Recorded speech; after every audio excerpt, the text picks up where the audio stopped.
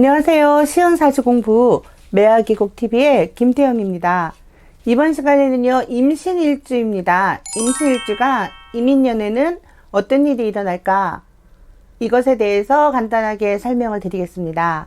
임신일주가요, 이민년을 만나는 것은요, 임신일주의 임수하고 이민년의 임수를 비교를 하죠. 임수와 임수가 만났으니까 비견입니다. 같은 것을 만났고 음양이 같죠. 비견은요, 자신의 기운이 좀 더 커지는 거예요. 그리고 목적이 생긴다는 겁니다. 비견이 비견을 만날 때는요, 목적이 생긴다, 해야 할 일이 생긴다, 또는 하고 싶은 일이 생긴다, 이렇게 해석을 하는 겁니다. 그래서 임신일주가요, 이민년을 만났을 때는 무언가 하고 싶어 하는 거, 목적이 생긴다라고 먼저 해석을 합니다. 임수가 임수를 보면요, 물이 물을 만난 거예요. 깊고 넓게 흐르는 바다가 다시 또 바다를 만난 거예요. 그래서 기운이 굉장히 커지는 겁니다. 임수의 기운이 커졌다는 것은요, 처음에 말씀드렸듯이 돈이든 명예든 애정이든 목적이 생겨서 그 목적을 추구하려고 하는 기운이 강해지는 거죠. 그리고 자존심과 자만심, 그런 것이 강해져요. 주관도 강해지고요. 임신일주는요, 이민년에 이런 기운이 강해질 수가 있다, 이렇게 해석을 합니다. 비견이 비견을 만나는 것은요, 겁재를 만나는 거하고 비슷해요. 경쟁심이 생기고요. 라이벌이 생긴다. 라이벌 의식이 생긴다. 여기서 비견이 나를 도와주는 인자인가 아니면 경쟁하는 인자인가를 구분하셔야 돼요. 물론 일간이 강할 때하고 약할 때 비교가 되겠죠. 일간이 강할 때는 비견에 도움이 되지 않아요. 이때는 경쟁자가 되는 거고요. 일간이 신약할 때는 비견이 오면 으쌰으쌰해서 죄를 쟁취하러 가야 되는 동료가 되는 거잖아요. 그때는 좋은 역할을 하는 겁니다. 그때는 조력자가 되는 거예요. 그 구분을 먼저 하셔야 됩니다. 임수가 임수를 만날 때는요, 순서를 지키셔야 돼요. 하는 일의 순서를 차근차근 지키셔야지 실수가 없는 해가 될 것입니다. 물상으로요, 임수가 임수를 만나는 것은 큰 바다가 큰 바다를 만나는 거예요. 망망대해가 되는 거죠. 음양의 균형이 깨졌어요. 그래서 좋은 만남은 아닙니다. 정제를요, 정임합으로 묶어버리고요. 편제를 병임충으로 충거해버려요. 이렇게 임수가 임수를 만났을 때는요, 재성이 몰락하는 것은 어쩔 수가 없어요. 이때는 재성의 흐름이 좋지가 않은 거예요. 임수가 임수를 만날 때는 목적을 어디에 두든지 간에 이 재성의 기운은 약할 수밖에 없습니다.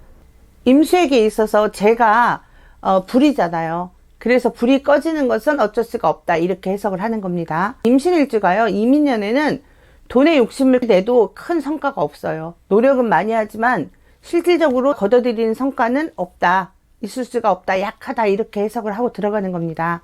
임신일주의 임수가요, 이민년의 임목을 보면 식신이 되는 거예요. 음양이 같고요. 생해주는 거기 때문에 식신이 되는 거예요. 비견의 힘을 얻은 식신을 만나는 거죠. 그런데 여기서 알아두셔야 될 게, 임신일주의 임수가요, 임목을 보면요, 압록을 만나는 거예요. 숨어서 나를 도와주는 거예요. 이 압록이라는 것은요, 전혀 예상하지 못한, 예측하지 못했던 것들이 나를 도와주는 거예요. 그런 사람이 나를 도와주거나 그런 환경이 일어나는 거예요. 예측하지 못했기 때문에 더 그 도움의 크기가 클 수밖에 없어요. 압록이 있는 것만으로도 도움이 되는, 좋아지는 해가 될 수가 있다. 아주 나쁘지는 않다, 이렇게 해석을 합니다. 임수가 임목을 보면 문창기운의 기운이에요. 금생수 해주는 게 인수죠. 인수인 경금과 신금이요, 임목을 봤을 때 절지태지입니다. 문서운이라든가 합격운이라든가 명예운은 그렇게 크지가 않아요. 그 에너지 크기가 작다는 겁니다. 다만 문창귀인이 있어서 그런 기운이 들어오긴 하지만 다른 해에 비해서 인수의 기운이 크지 않기 때문에 그런 면에서는 약할 수밖에 없어요. 학생 같으면 그런 기운이 와서 공부하려는 마음은 생기지만 책상 앞에 오래 머무를 수 있는 그런 기운은 약해요. 인수가 절퇴지에 들어가기 때문에 그런 에너지가 크기가 작다. 그래서 공부가 잘 안 될 수도 있습니다. 임신일주의 일주인 신금이 임목을 만나면 인신충하잖아요. 그래서 인수가 깨지는 거예요. 임신일주의 신금이 인수거든요. 편인이에요. 편인이 인신충에서 깨지기 때문에 집중력이 떨어질 수밖에 없습니다. 인수가 안 그래도 절퇴지라서 뭘 하고 있는데 거기에 인신충이 들어와서 인수가 깨지는 현상이에요. 그래서 소란스럽고 불란스럽기 때문에 집중하는 기운이 약해질 수밖에 없습니다. 임신일주가 학생인 경우에는 이민년에 공부가 그렇게 잘 되는 해는 아니라는 거, 그건 또 알고 넘어가셔야 돼요. 임신년에 신금하고요, 이민년에 들어오는 임목이 서로 지지가 인신충하고 있죠. 서로가 상처를 받는 그런 기운입니다. 그런데 생지끼리의 충은요, 왕제하고 또 다르죠. 그래서 어린아이들의 싸움이기 때문에 소란스럽고 분잡스럽기는 하지만 그 크기가 아주 크진 않아요. 어떤 게 에너지가 크냐에 따라서 상처받는 쪽이 달라집니다. 서로 상처를 받지만 상처받는 크기가 달라진다는 거예요. 신금이 에너지가 더 큰지, 들어오는 임목이 에너지가 더 큰지를 파악을 하셔야 됩니다. 만약에 신금이라는 일주가 가지고 있는 에너지가 더 크고 건강하다면 들어오는 임목은 큰 해로움이 없습니다. 그 인중의 병화라든가 신금의 임수라든가 해당 육친이 어떤 해로움을 당하거나 아니면 신체 부분이 뭐 약해질 수가 있다, 이렇게 해석도 가능합니다. 그리고 일지는요, 배우자 자리예요. 배우자 자리에 충이 들어온다는 것은 배우자와의 관계가 안 좋을 수도 있거나 변화가 있다, 이렇게 해석합니다. 또 마찬가지로 어떤 기운이 강하냐에 따라서 그 해석 여하가 달라질 수 있습니다. 무조건 지지, 일지를 충을 한다고 해서 배우자가 이혼을 하거나 사이가 안 좋거나 이렇게 해석하는 건 아닙니다. 전체적인 흐름을 보시고 해석을 해주셔야 돼요. 간혹 공부를 하시는 분들 중에 일지에 지지를 충을 하면 무조건 이 해는 배우자와의 관계가 안 좋다, 이렇게 해석하시는 분들도 있는데 그렇지 않습니다. 조직이나 단체에서 내가 속한 기운이라든가 명예를 볼 때는 관성을 보거든요. 임신일주의 관성은 무토, 기토죠. 무토, 기토가 이민년의 임목을 보면요, 장생지입니다. 그래서 관성의 기운은 활발하고 튼튼할 수가 있어요. 여자인 경우에 남자친구를 소개받거나 아니면은 뭐 남편의 하는 일이 조금 잘 풀릴 수가 있다, 이렇게도 해석이 가능합니다.